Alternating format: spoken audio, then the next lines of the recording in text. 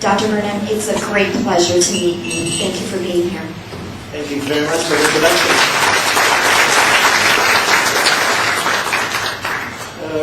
Well, let me, start by thanking the Parkinson's Society for allowing me to be part of this very important meeting. And I also want to thank people in the room who I'm very humbled to know that people are coming from all corners of Ontario.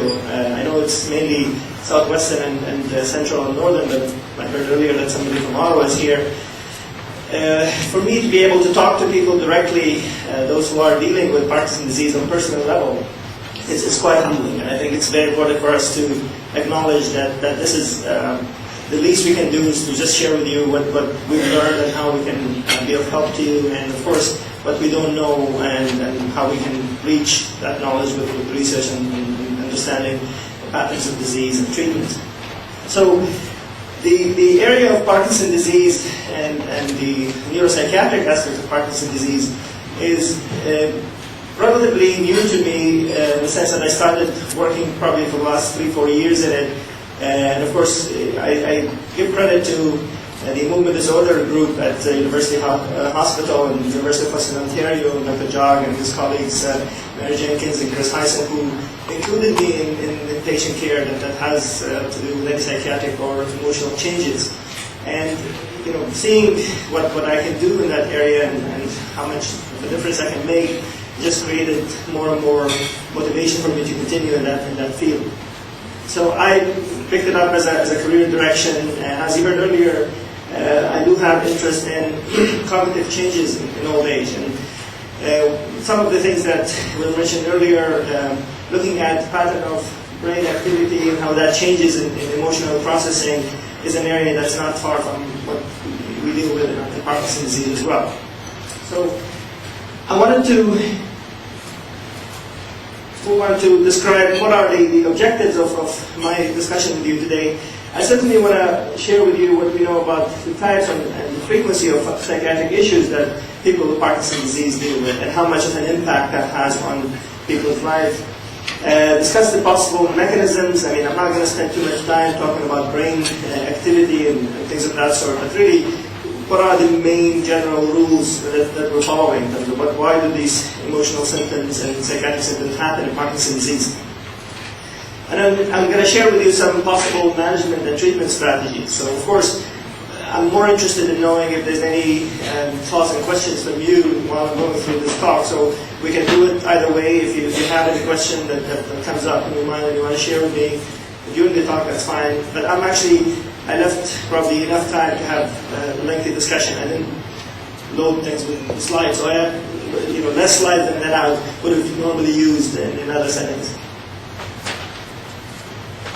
So when we consider psychiatric issues in any neurological disease, first we know that the neurological disease have a core symptom. So in Parkinson's disease, obviously, the core symptom is a motor symptom. The person feels that they're slowing down, they have tremor, the rigidity, all the stuff that get you to actually see a provider, then see a neurologist and make that diagnosis.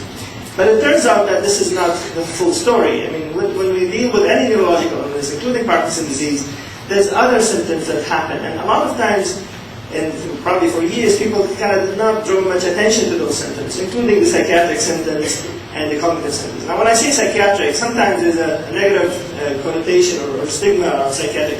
What I refer by psychiatric is really emotional, behavioral symptoms. A person changing personality, changing pattern, changing mood, and I'm going to describe that.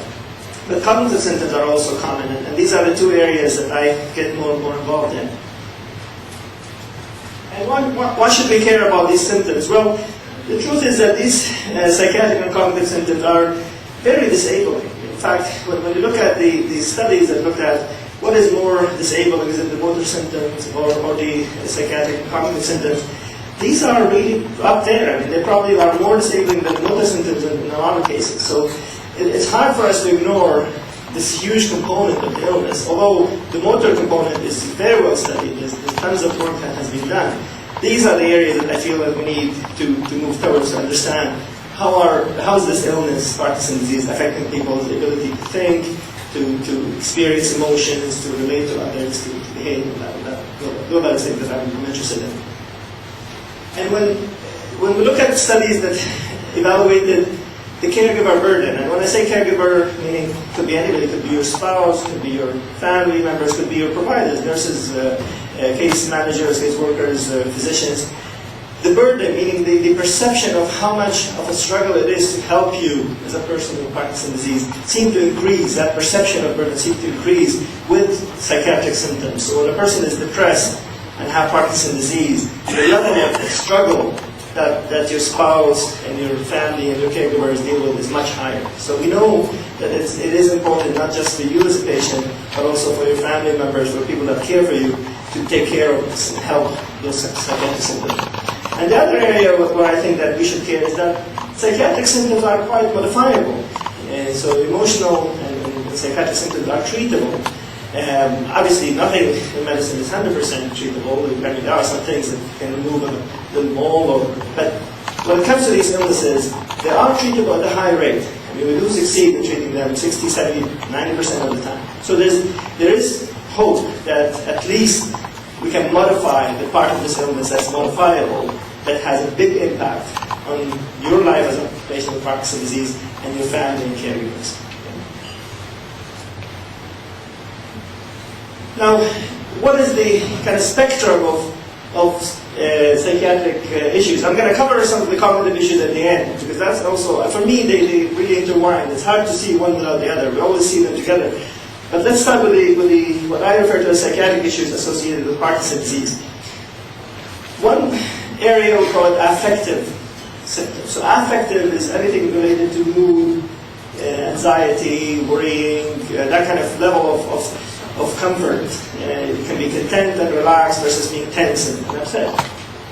There's also psychotic symptoms, and these are symptoms that could present in the form of a false belief that a person can have, and despite that the people around them will try to demonstrate that, well, this is not true, that belief could be unshakable. So a delusion or a false belief is something that you do see, and it could be an outcome of what we're doing. And I'm going to explain why these symptoms happen in Parkinson's disease. But also there's false perception. So a person will tell you that I've seen a person that walked to my room at night, and then you say, well, nobody walked in. Well, that's very real. And this is a product of a brain process that make that person see a person walking to the room, despite the fact that other people are not seeing them. Now, do we just ignore it and say, well, don't talk about it again? I don't think that's fair, because this has real implication. I've treated a very pleasant gentleman that had, started seeing people coming to his bed and sit on his bed, so he wakes up in the middle of the night and see like 3-4 people sitting on his bed. Well, he can't go back to sleep comfortably knowing that there are people in the room. And he's a very polite person, so he kind of didn't know what to do. He spoke to his wife, asked, well, could you ask him to leave? And of course, his wife was not sure what's going on there. And that created a lot of tension. So until you actually sit with the patient and the wife and say, well, this is not, this is not something you can ignore, because it has a direct implication on the quality of life of this person. So you can see how this affects people's lives. They get into a conflict, they start fighting over it, nobody's there, yes, I see them. We need to do something about it. We need to identify it, we need to treat it, and help the person problem solve around it. The other issue that is becoming more and more important in this area is the impulse control issue. So a person with Parkinson's disease typically would be like everybody else, have background. You could be impulsive as a person to start with. So Parkinson's disease sometimes doesn't really bring anything new.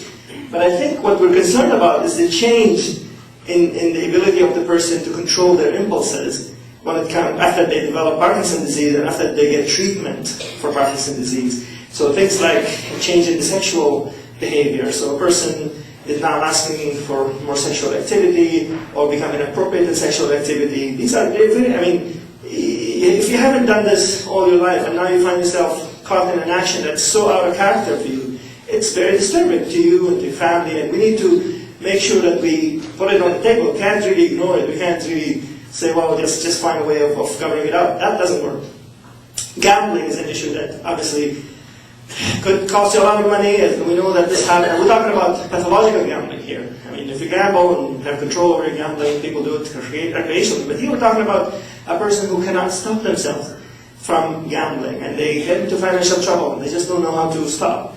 Well, maybe we can do something about it. First, by identifying the problem, putting some protection, finding out if our treatments are causing some of this or changing that pattern. Sleep problems are a big host of issues that I'm going to cover that affect people with Parkinson's disease. And then there's the psychosocial changes that are related to coping. And this is your life when you have Parkinson's disease has changed significantly in terms of how fast you can do things, how much you can do, how much you can't do. So these things are going to have a direct implication on your quality of life and also the quality of relationship that you have with people around you. You're worried about what people want from you if you have Parkinson's disease, and they're worried about how to help you without embarrassing you. So these are very, very real things that we have to think about. Now, why do psychiatric symptoms happen in Parkinson's disease? Well, one possibility is that it's a part of the biological change that happens in Parkinson's disease. Parkinson's disease affects dopamine, a chemical that is secreted in the brain from certain areas, and I think the one that affects movement the most is an area called substantia nigra. But that area of the brain produces dopamine that goes somewhere else, not just to the movement center. It goes actually to motivation center and reward center in the brain. So if you're actually eating a piece of chocolate, dopamine can increase in areas of the brain that has to do with reward. So you need that dopamine to make you feel that reward of eating a piece of chocolate. Now, if your dopamine is compromised by events like Parkinson's disease, then probably your reward system will be impaired. So your ability to enjoy things may go down. Actually, your motivation to do things go down. The other thing that get affected is other chemicals that are around the area of where the Parkinson's disease pathology is. Serotonin or epinephrine and all these things can affect modulation of mood and the ability of processing emotions. But the other issue that we have to keep in mind that the psychological impact and the social changes that come with the illness itself, as I mentioned earlier, the medications that we use to treat the motor symptoms of Parkinson's disease, because they're not going to just go to the motor centers, they're going to affect emotional centers as well, we have to take into account that maybe that's what's causing some of these symptoms. And of course, we started doing the brain stimulation, and we want to know, are we actually changing that emotional circuit by changing the firing of certain areas of the brain that are really relevant. So these are the issues that are just a kind of broad brush stroke kind of to tell you what could be happening to cause these symptoms. The brain itself, I mean, I'm not going to bother you with all these details, but I want to tell you that for years and years and years, people did not think about emotions when it comes to the brain. They thought that brain has to do with, kind of clean information processing, kind of cold information details. And cognitive neuroscientists ignored emotions for years because it's very difficult to study. And they found it difficult to actually integrate to their paradigm.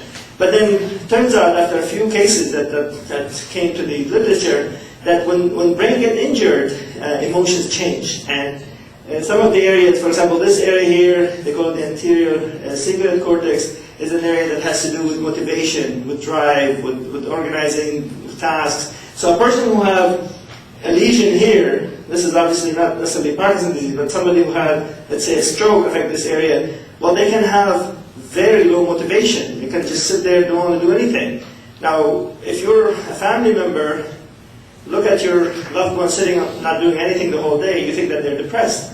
So you go and talk to them and they say, no, I'm not depressed, but I just have no interest in doing anything. So there's other symptoms that may look like depression that could be, we call it apathy.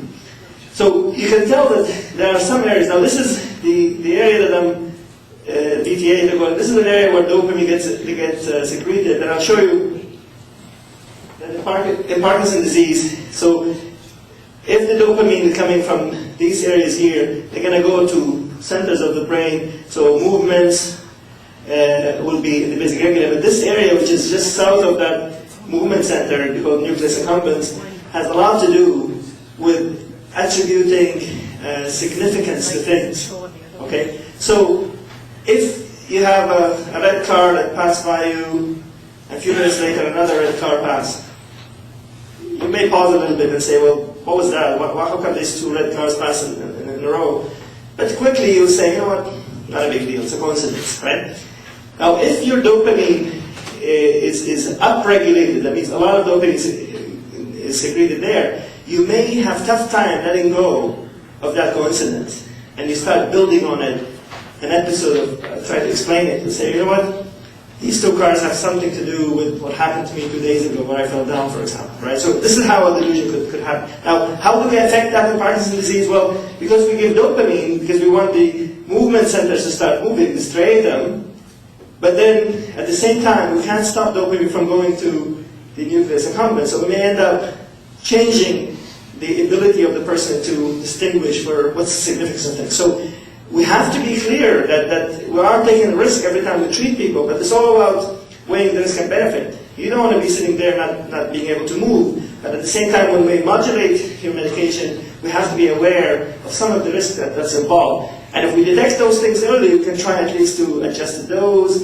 look into a way of blocking that dopamine with different medications. So that's where the art of working with these symptoms become important. I mentioned earlier that there's other chemistry that affects emotions, including dopamine is the one that we spoke about, but there's norepinephrine and serotonin. They're all secreted, for example, from the raphe nuclei here. There's something called serotonin. And serotonin is something that is also affected in Parkinson's disease. So there's enough evidence to suggest that chemistry goes down as well. And if that happens, the person's ability to process emotions, the ability to kind of be able to let go of some of the worries goes down. So that's why we sometimes need to treat with a medication that will upregulate that serotonin.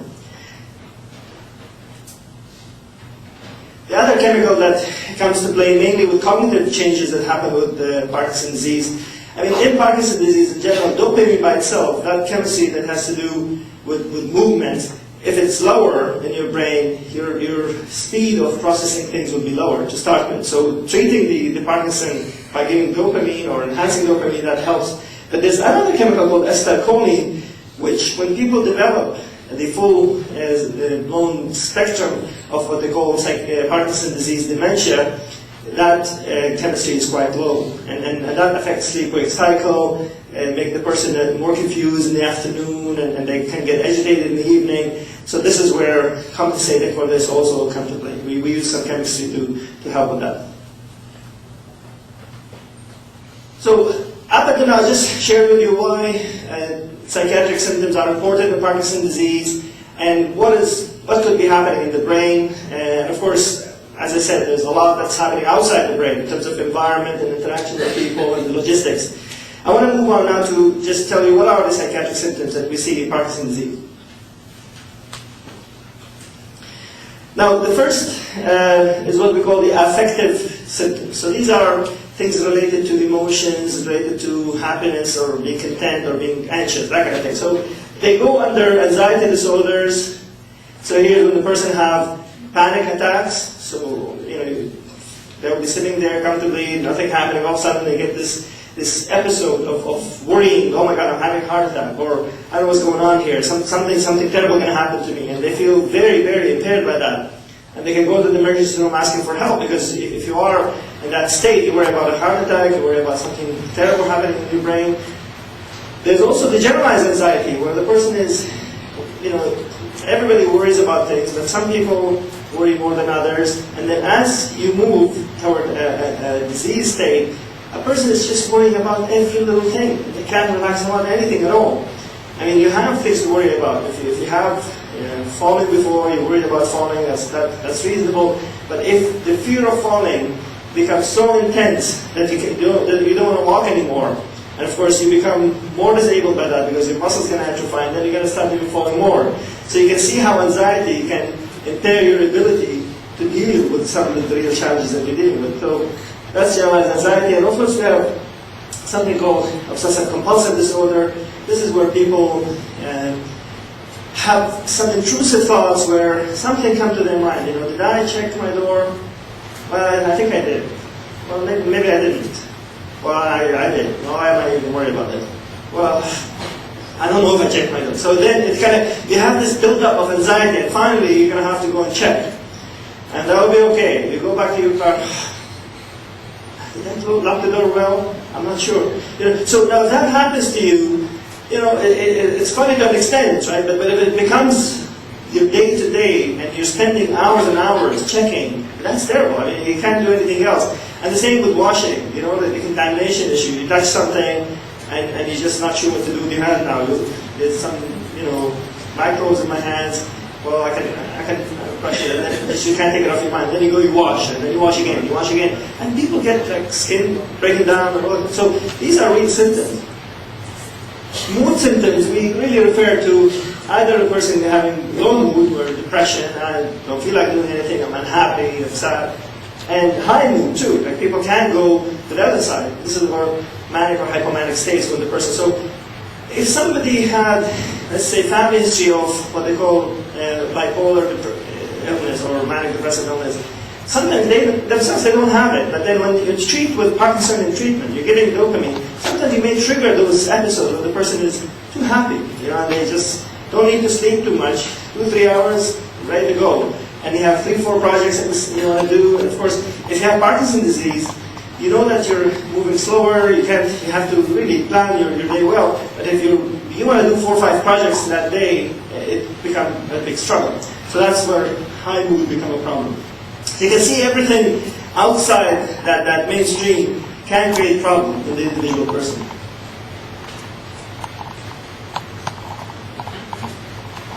So just quickly to share with you that depression is very common in Parkinson's disease.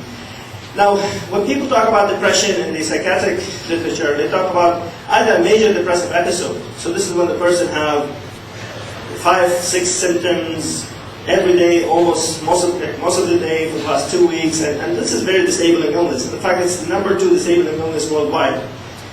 But a lot of times, it's not necessarily the full spectrum that we see. We sometimes see minor depression, so maybe 2-3 symptoms, but in the context of Parkinson's disease, they become very significant.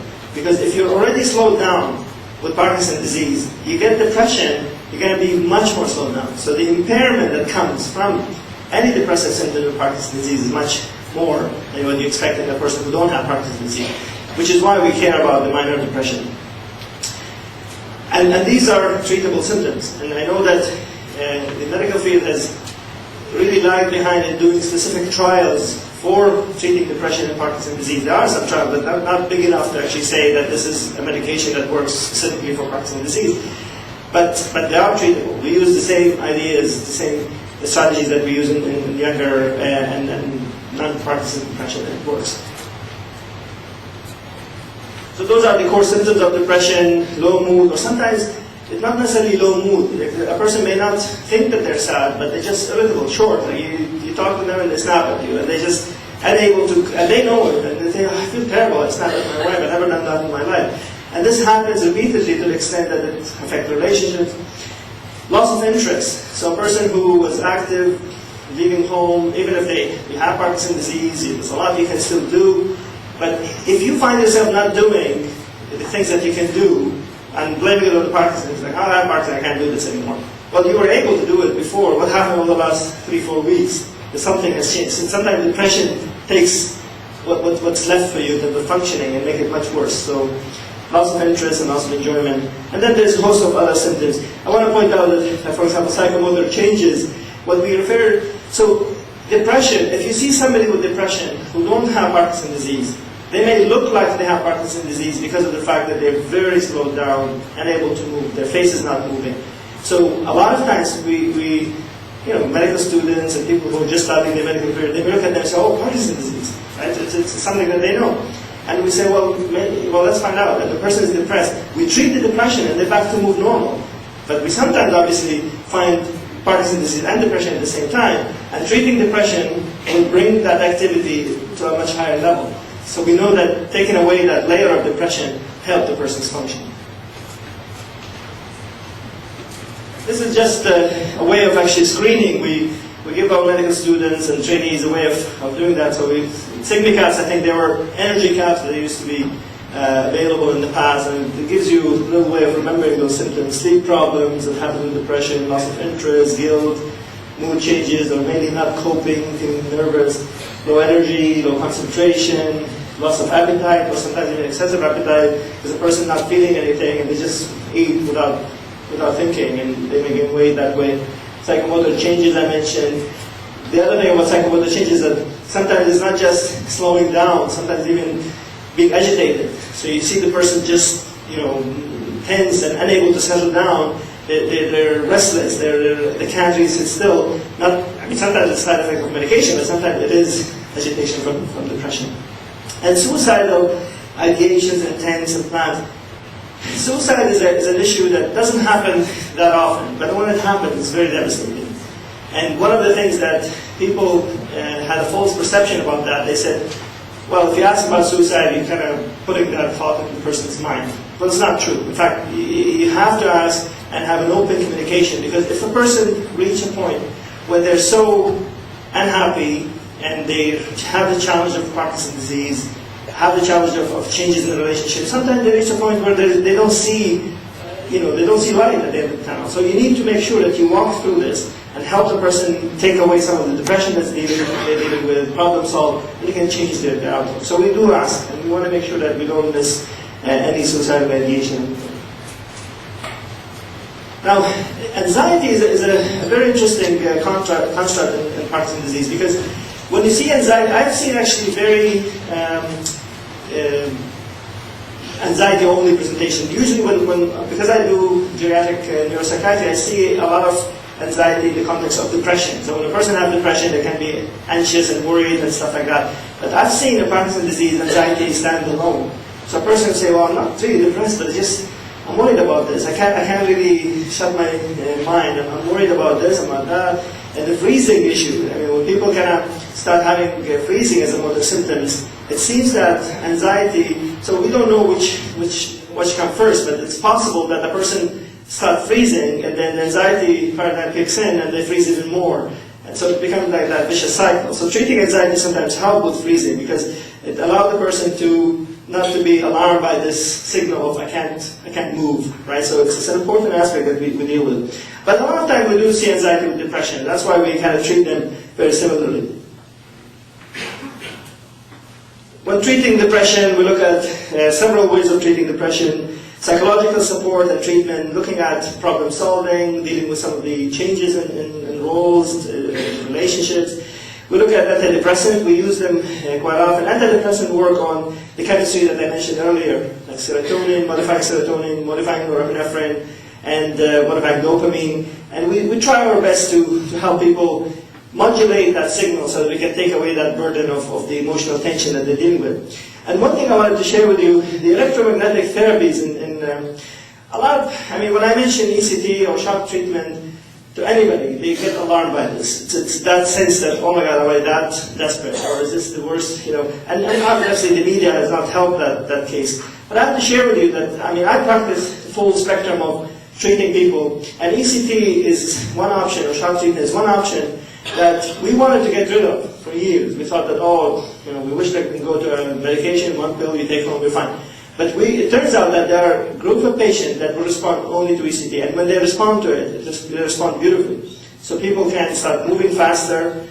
So there's impact on motor symptoms. Now, it's not a treatment for motor symptoms of Parkinson's disease. You don't do that for that purpose. But if you have depression and Parkinsonian symptoms, when we treat people with ECT, they tend to move faster and they get better, and their function is tremendous. And actually, the response rate to ECT is much better than medication. We get people out of depression 90-95% of the time.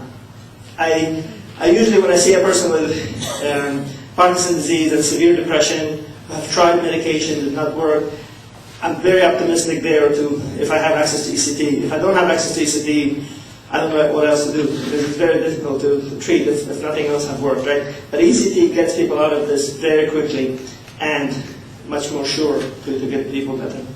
The other modality is TMS, which is really a new modality, transcranial magnetic stimulation. So what we're doing there, we're trying to modulate the activity of the surface of the brain with a magnetic field.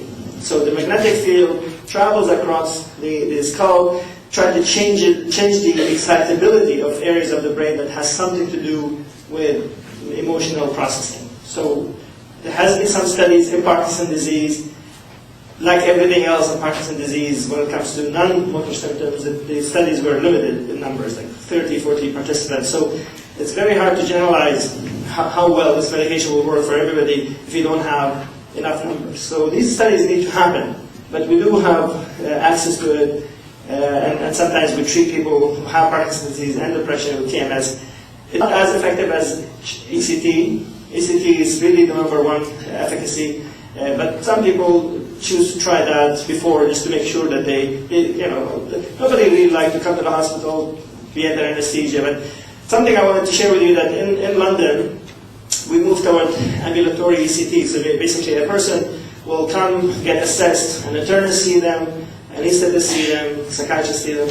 Once the situation is clear that they're suitable and safe for ECT, they actually receive it as an outpatient. So you come 2 or 3 times a week. So you come in the morning, get your treatment, and you go by noon.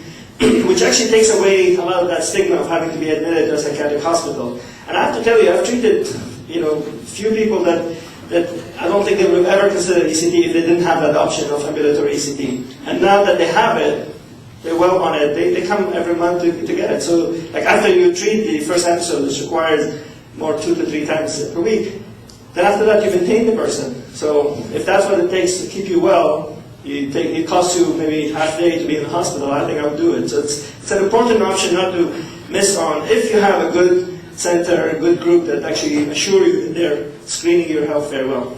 But when it comes to Parkinson, ECT is a good option, just to keep that in mind. It does help motor symptoms together with depression. Now, I'll talk a little bit about psychosis. Psychosis, as I mentioned, there's the perceptual issues and the thought issues. So perception, meaning hallucinating, it could be hearing things or seeing things. And I think seeing things that other people can't see happens quite commonly actually in people with Parkinson's disease, but sometimes that has no significance. A person will say, yeah, I've seen some shadows here and there, or I feel like there's something in the periphery of my vision. But if that's the extent of it, then that's something that you just keep an eye on, you don't need to treat. What we're talking about here, if those experiences become so vivid and so disturbing and upsetting that we feel that we have to do something about. So a person, as I mentioned earlier, sees somebody in their room, sees somebody in their bathroom, they're trying to take a shower, and they feel somebody's watching them, that's very difficult. So those are the times that we start looking into treating.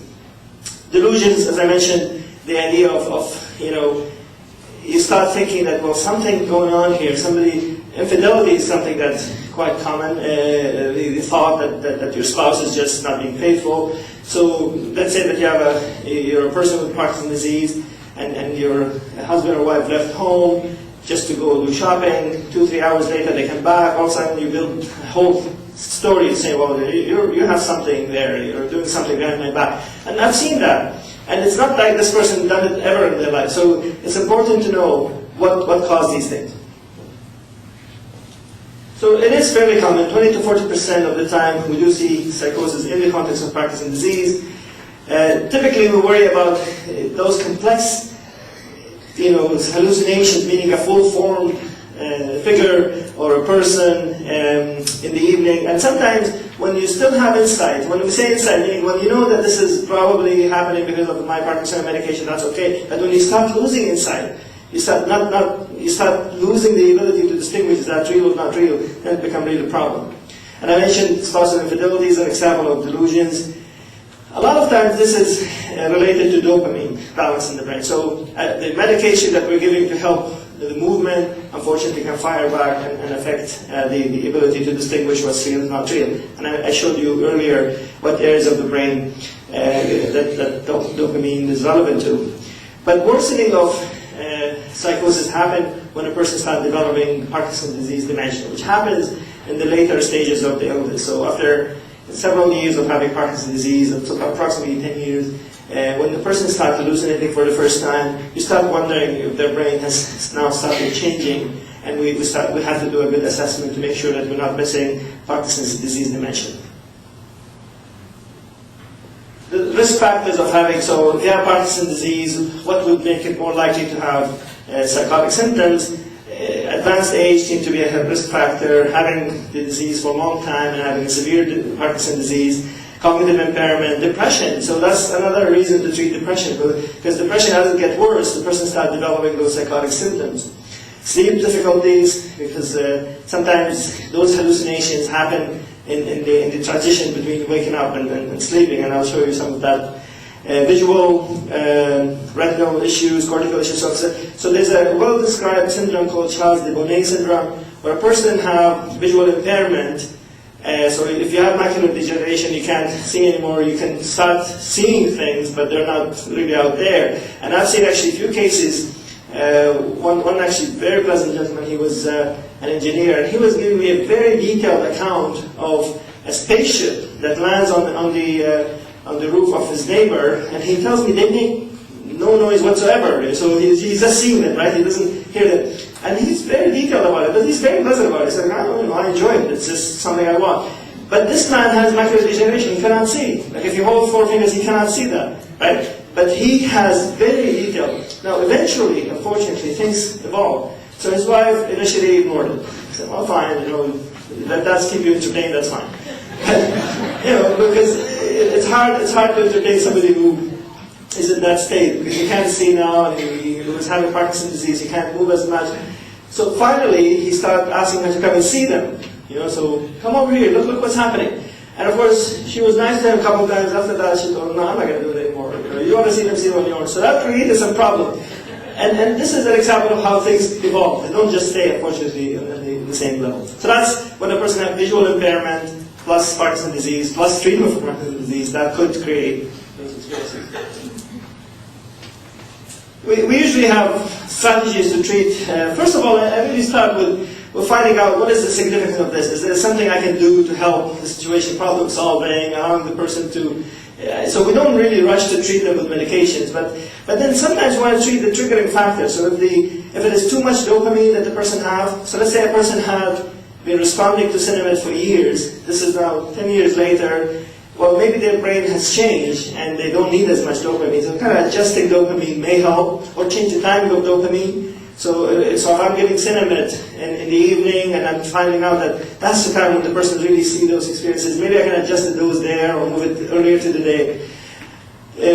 Also some medical triggers. So a person who has Parkinson's disease who get an infection of some sort, that could actually trigger those episodes. So treating that infection, a bladder infection or lung infection, that can help. Pain can trigger. So physical distress can trigger psychosis of Parkinson's disease. Depression, we can treat depression. Sleep changes, so a person is hallucinating maybe because they wake up in the middle of the night and see things. We try to adjust that. And of course, if there's any way of correcting, so a person's vision has changed and they have not changed or a cataract is an example of that. Somebody is seeing hallucinations because the cataract is interfering with their visual field. Well, maybe correcting the cataract will help. Now, if we have to, we try to use antipsychotics. The problem with antipsychotics, that they block dopamine, and they block it in the right place, that's okay. Like if they block it only in the area that we're concerned about. But unfortunately, it blocks it in the area that has to do with movement too. So you're giving Cinemed to help the movement, and now you're blocking it with the antipsychotic. So you have to make sure that when you do use these medications, we use the least harmful ones, like the ones that block dopamine only gently. So we have 2 agents that we have used. And sometimes by identifying that the person is having now a new change in their illness, now developing Parkinson's disease, dementia, meaning a cognitive disorder that's starting there, treating that with medication called cholinesterase inhibitors to enhance acetylcholine, that would help as well. So that's where a specialty clinic is needed, because you need to make sure that you don't just throw in medication. You have to look at the big picture, make sure that you're treating what's treatable, adjust medication. I think my colleagues and I in London, I know Mary Jenkins and Chris Heisen have sent me people, we kind of work on adjusting could dopamine treatment be adjusted? Well, now that we can't do it, can we now add a small dose of Seroquel? So we have to work together on this with you, as a patient, as a family, and other providers to make sure that we don't throw in a medication and leave you dealing with all these side effects and problems with it. Okay? Now, I'm not sure how much time I have to switch. My schedule till... Oh, good. Okay, so... Yeah.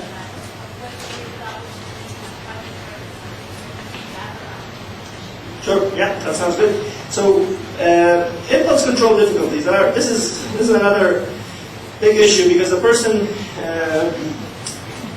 could deal with a change in their pattern of addiction. Like if a person has tendency to abuse certain chemicals, I mean, alcohol is a commonly available substance, and you can easily get addicted to it.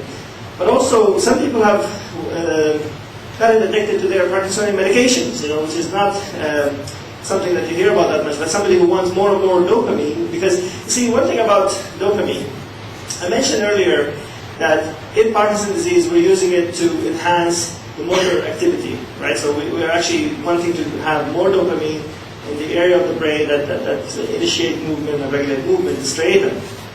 But as I mentioned earlier, that it goes to other places, including the reward circuits in the brain, the area that has to do with experiencing pleasure.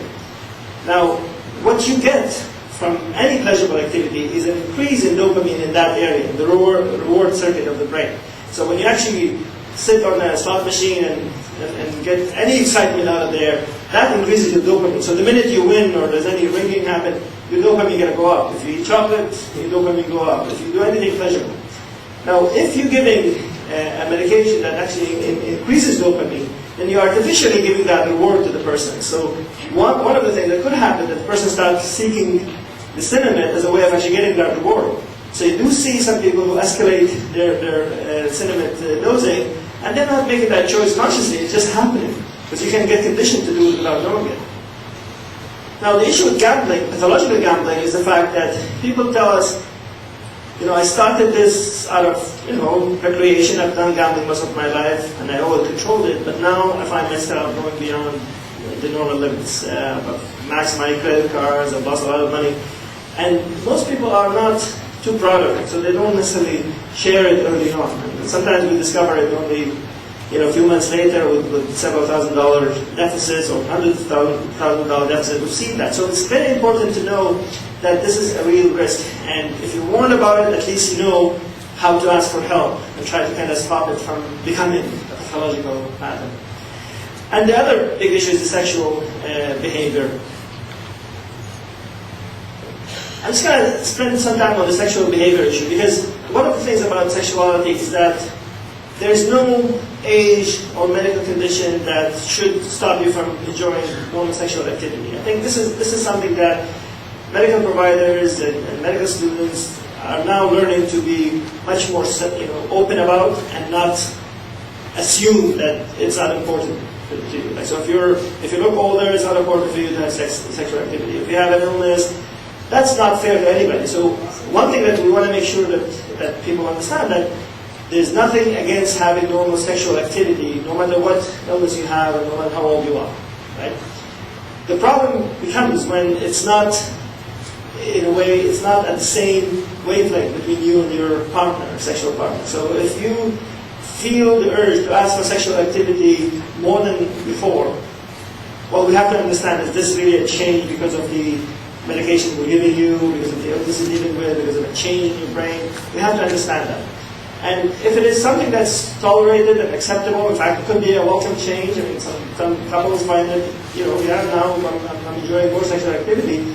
But if it becomes a burden to your partner, that's a problem. Because if you're asking your partner for sexual activity repeatedly during the day, they may not be interested in it. They may do it initially feeling that feel guilty, not wanting to reject you, and you're very sensitive to rejection if you feel that you have an illness that affects your whole being. So it's very sensitive and a very important issue.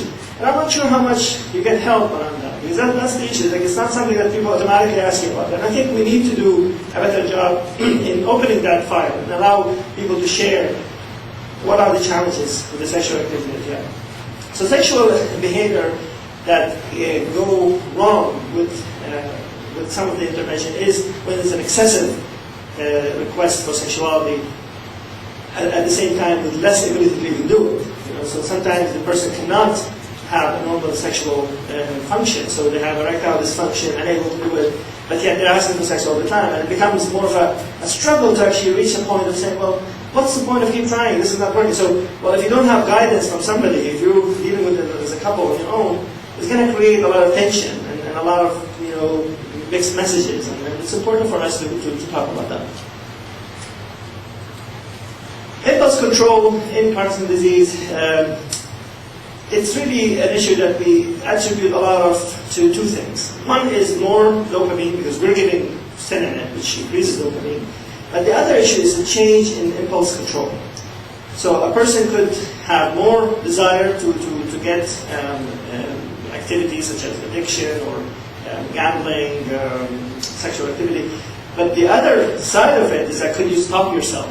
You have the normal breaks that will allow you to say, well, maybe this is not the appropriate time to do it, for example, for sexual activity, or maybe I should stop because now I spent already $2,000. So it's important. So these two areas, more desire to do it, more impulse to do it, and how much you can control your impulse when you're running into real problems. Those are the areas that affect impulse control. And we know that some medications we use for Parkinson's disease affect impulse control. So pramipixole medication that seem to have a little bit more, is it propanol or is the Vertex? Vertex, yeah. So there's a differential. So in dopamine treatment in Parkinson's disease, there's the Sinemet, which gives you the precursor of dopamine, like the chemical that changes dopamine, but there's also the medication that actually work like dopamine. They call them agonists, and some of them seem to have more impact on impulse control. One example would be pramipixole or Vertex.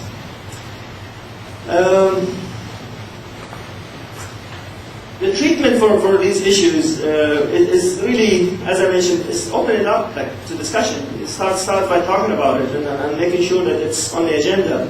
Finding ways of adjusting dopamine, adding antidepressants sometimes, because modulating serotonin, the other chemical that we use when we treat depression, seem to actually help in reducing the signal a little bit. So a person becomes less interested in sexual activity. It's a side effect that we worry about when it comes to treating people for depression. So if I'm treating a younger person, let's say 25-year-old who got depressed, I can give them an antidepressant that enhances serotonin. One of the major side effects is sexual dysfunction. And that could come in so many different ways. It could be because they have a tough time achieving satisfactory orgasm, they have problem with erectile dysfunction or problem, but sometimes it affects the desire to have sexual activity, which is why we sometimes use it in the context of hypersexuality from dopamine to see if we can modulate that a little bit. In some cases, and this is very limited, when let's say we have somebody who have Parkinson's disease, ended up developing Parkinson's disease dementia, and now they have to be in a nursing home, for example, and if the situation becomes so out of control, sometimes we've used hormonal treatment, which means basically blocking the hormonal testosterone, and especially it works for males. So anti-testosterone treatment or anti-androgen treatments we've used. There's not much really studies out there, but we've had case series, and we've used them when we get to that point where we feel that there needs to be a solution. Otherwise, this situation is getting out of control. Now, the other big aspect of challenge in Parkinson's disease is sleep disorders. I think it's very, very, very difficult to see somebody with Parkinson's disease who does not have change in their sleep pattern. It's a very common change, but the level of which is different. So, just to give you an easy way to classify it, insomnias or like bad sleep is one side, and there's these things that are called parasomnias, which is things associated with sleep, so behaviors that happen with the sleep behavior. So dysomnia or bad sleep could be insomnia, I can't sleep, so you can't fall asleep, you can't stay asleep. So these are problems that are related to not having enough sleep because you just can't do it. There's primary insomnia, which means that the person, we can't find the reason for it. I mean, we just, and actually I've seen some people who chronically have insomnia, but they're satisfied with it. So the sleep, how much people need sleep is different. Some people actually need 4 or 5 hours of sleep and they can live for the rest of their life without. But obviously here we're not talking about those people, we're talking about when this becomes a problem. So one of the issues that we know about Parkinson's disease is it affects sleep through motor function. So if you have stiffness in your legs, so you're unable to kind of relax because you have the rigidity that comes with Parkinson's disease and you're feeling it, that could actually make you unable to fall asleep. So there, we tried to find out, could we do anything about the Parkinsonian treatment. Restless leg syndrome is a syndrome where the person just feels they have to move. Their legs. So they try to lie down in bed, and all of a sudden they feel that their legs are not comfortable, and you have to get up and walk a little bit, and then go back to sleep. Try to sleep.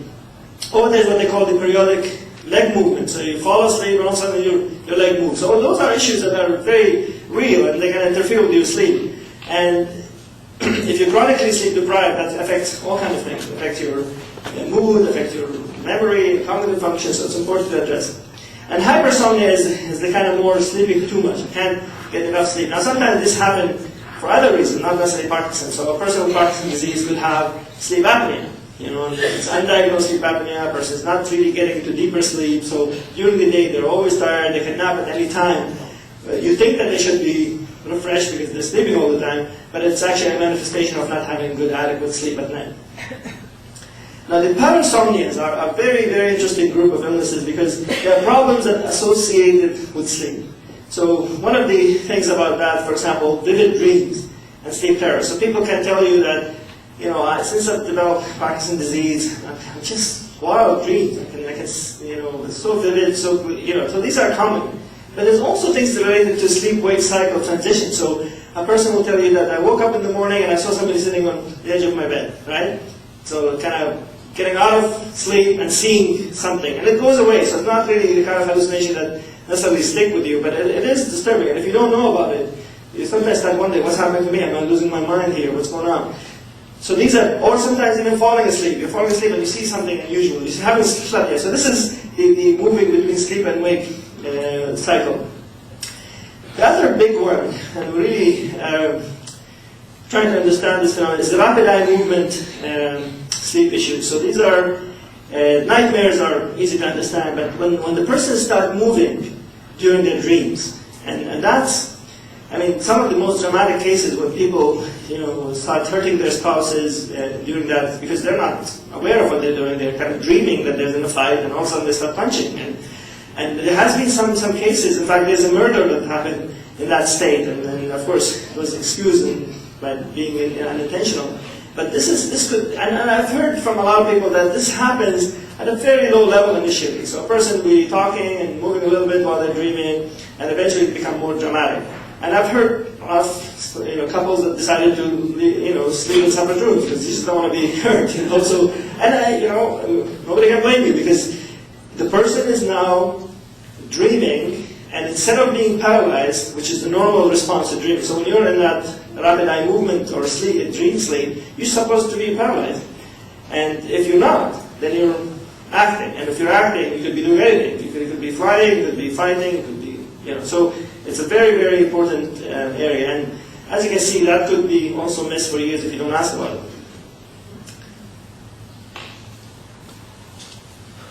So for sleep problems, we start by actually addressing some of the treatable things. So as I mentioned earlier, if this is really a manifestation of motor symptoms, then maybe they can treat that. So if the Parkinson's disease itself is not adequately covered at bedtime, maybe adjusting dopamine would be good, meaning like adding a cinnamon there, or if there's restless leg, there's a few options to consider for restless leg syndrome.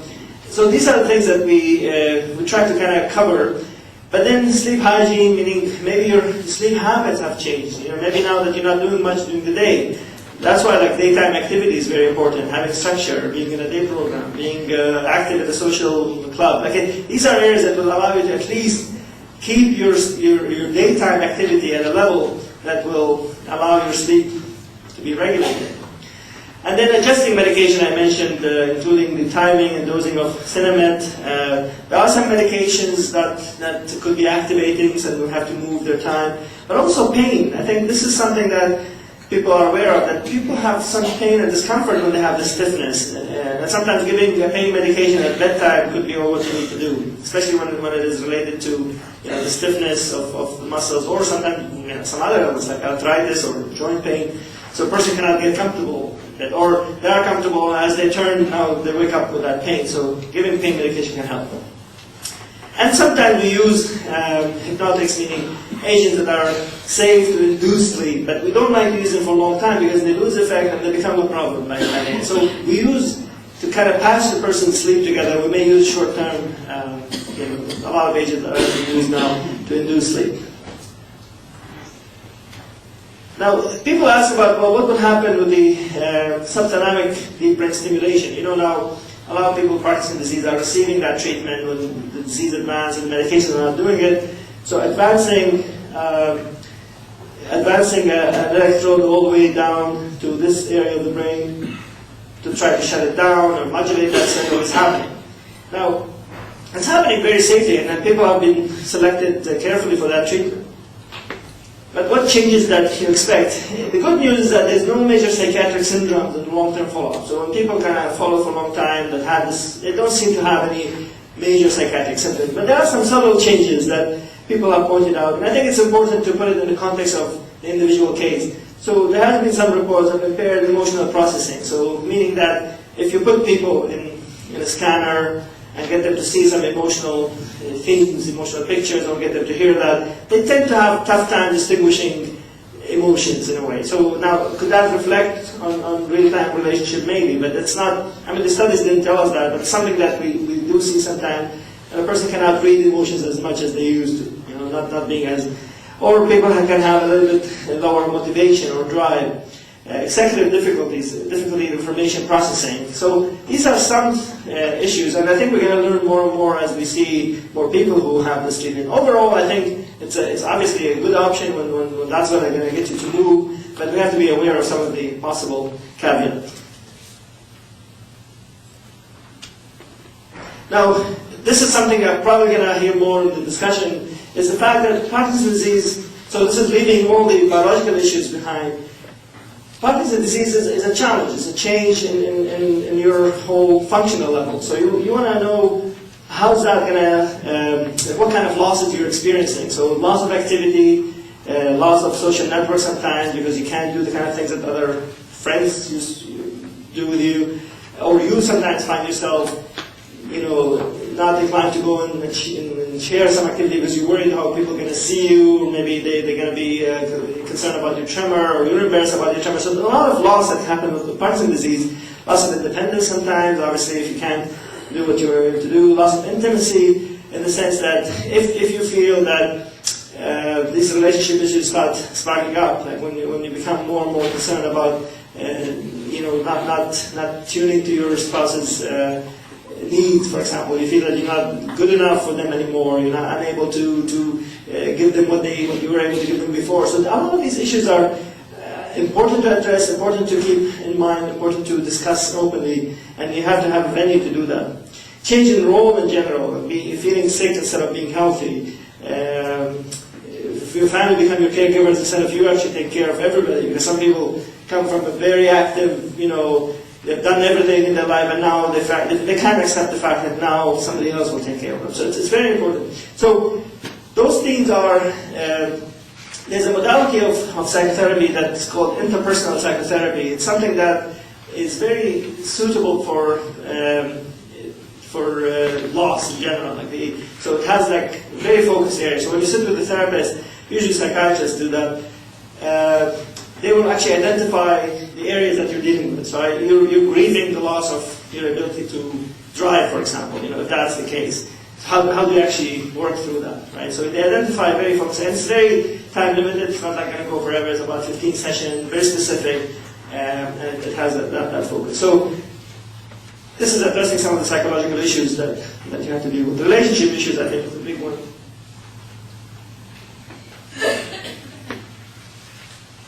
So then, when I look at a person with Parkinson's disease, you know, a person is not just one entity. You're coming from so many sources. You have your biology, your brain that you were born with, the factors that affected that brain through your development.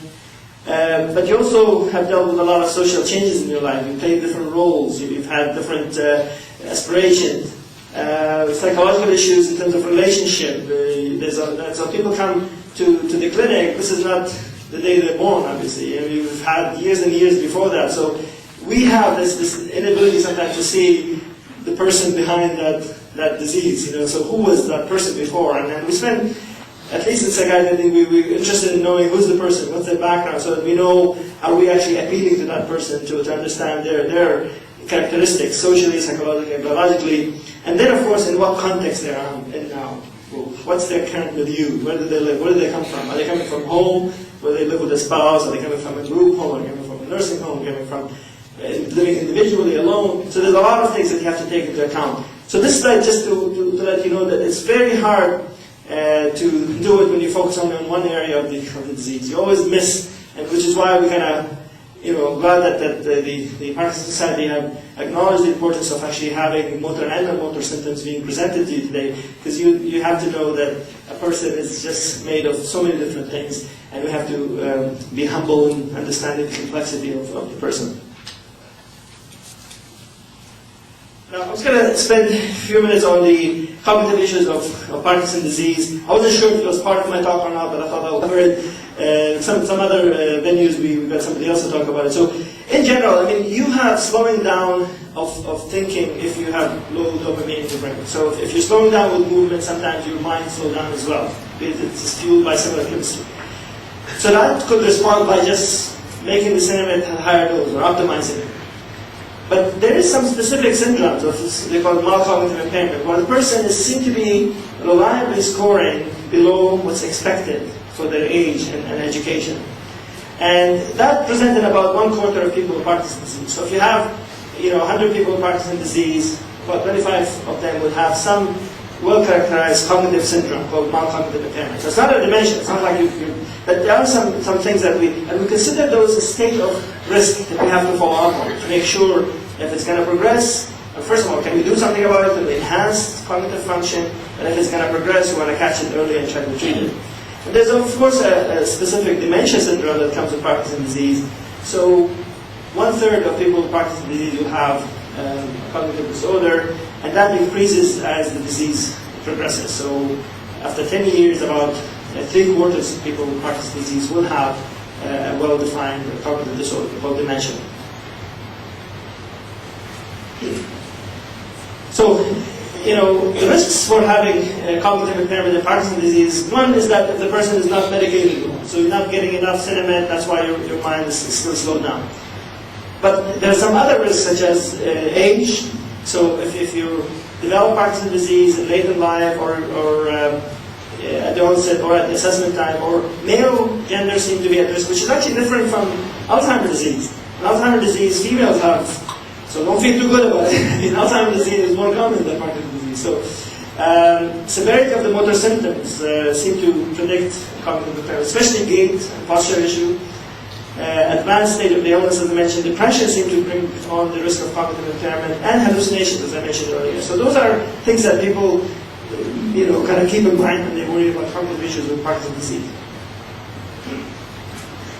And one thing that happens with Parkinson's disease dementia, this is not talking about the cognitive issues that happened earlier. I mean, you may live with Parkinson's disease for years without any major cognitive disorder. That's, you may have some symptoms. Say, well, I can't really remember as quickly, I can't find the words as quickly, but that's fine. But if the person developed a well-characterized syndrome of actually losing memory, executive functioning, visual spatial functioning, so a lot of areas, and it's enough to be concerned, sometimes it comes with behavioral symptoms too. And that includes worsening of hallucinations, delusions. The behavior can fluctuate significantly. So in the morning, they're doing okay. In the afternoon, the person becomes so agitated, they want to do something, they're not sure what they want to do, they thought, and I've seen cases where a person may just decide to leave in the middle of the night because they think they have to go to work, they have to work for years. This is an example of things that actually quite dramatic and affect people's lives. What we call sundowning is basically that the sleep-wake cycle is affected. So a person is okay in the morning, and as they move toward the afternoon, the evening, they become more and more confused, and that's where these behaviors show up.